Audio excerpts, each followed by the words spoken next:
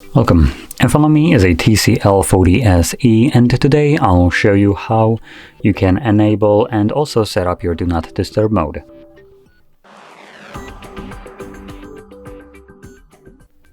So to get started, pull down your toggles by swiping down from the top of your screen, like this.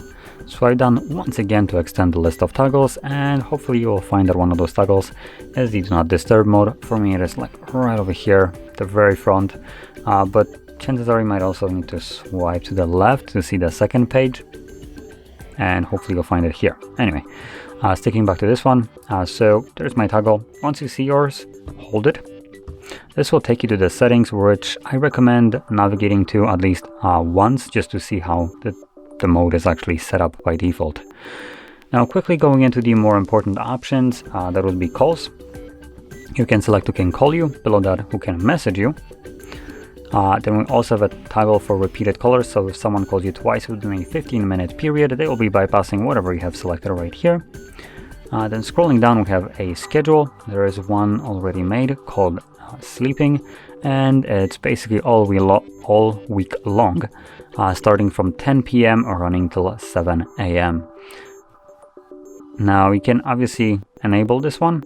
You can tap on it to customize it, or you can create your own by tapping right here at the bottom. If you're planning to use a schedule, just make sure it is toggled on in here, and that's all you would do. The device will do everything else for you, meaning turn it on and off at the provided day of the week and time. So there we go, those are all the worth mentioning options. So I'm going to just close this, and now whenever you want to enable it manually, all you need to do is just find it, tap on it.